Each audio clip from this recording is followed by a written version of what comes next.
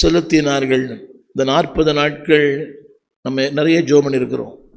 தேசங்களுக்காக, குடும்பங்களுக்காக, திருச்சபைக்காக, ஊழியர்களுக்காக, நம்முடைய இந்தியாவுக்காக பல ஜெபம் பண்ணியிருக்கிறோம்.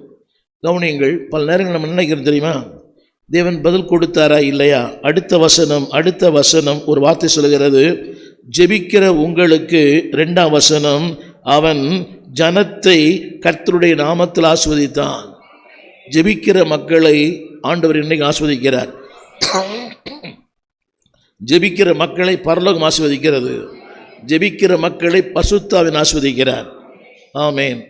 ஒருவேளை ஆசீர்வாதத்தை பெற்றுக்கொள்ளுகிறானா என்பது முக்கியம் அல்ல.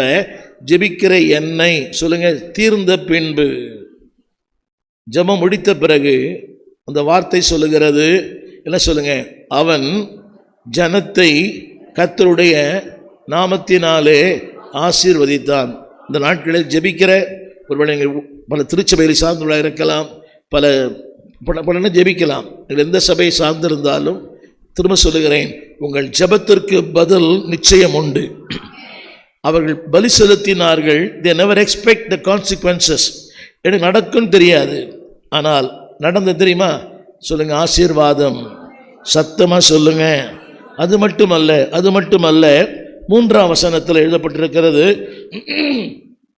புருஷர் தொடங்கி ஸ்திரீகள் மட்டும் சொல்லுங்க, அனைவருக்கும் கரங்களை உயர்த்தி ஜெபித்த, துதித்த, ஆண்டவரை ஆராதித்த, ஆண்டவருக்கு பணிவிடை செய்த அத்தனை பேருக்கும் சொல்லுங்க, அவரவருக்கு. சத்தமா, அவரவருக்கு. ஜெபித்தவர்களுக்கு, துதித்தவர்களுக்கு, பாடினவர்களுக்கு, ஊழியம் அத்தனை பேருக்கும் சொல்லுங்க, ஒவ்வொருவருக்கும் தேவனுடைய ஆசீர்வாதங்கள். அப்பத்தையும் தந்தான், இறைச்சியையும் தந்தான், திராட்சரசத்தையும் பங்கிட்டு கொடுத்தான். கரங்களை உயர்த்தி கவனிங்க. அவங்க எதிர்பார்த்து வரல. அவர்கள் வந்தது உடன்படிக்கை பெட்டி, அவர்கள் துதித்தார்கள். திரும்ப சொல்லுகிறேன், ஜெபிக்கிற உங்களுக்கு எதிர்பார்த்ததை விட அதிகமாக தேவன் சந்திப்பார். சொல்லுங்க, பங்கிட்டு கொடுத்தார்கள். உங்களுடைய ஆசீர்வாதங்கள், உங்களுடைய மேன்மைகளை தேவன் நிச்சயமாய் தேவன் தருவார். அது மட்டுமல்ல, அடுத்த வார்த்தை போட்டிருக்குது. அடுத்த வார்த்தை 4ஆம் வசனம். அதில் ஒரு வார்த்தை இருக்குது. 4ஆம் வசனம், அவரை துதிக்க, அவரை புகழ, அவரை ஆராதிக்க எல்லாரும் தெரிந்து கொள்ளவில்லை, ஒரு சிலரை கர்த்தர் தெரிந்து கொண்டார். நீங்கள் தேவனால் தெரிந்து கொள்ளப்பட்டவர்கள். சொல்லுங்க, நான் தேவனால் நியமிக்கப்பட்டேன்.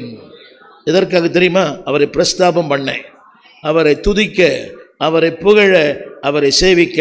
கரங்களை உயர்த்தி ஆமென் சொல்லுவோமா? இது பெரிய பாக்கியம்.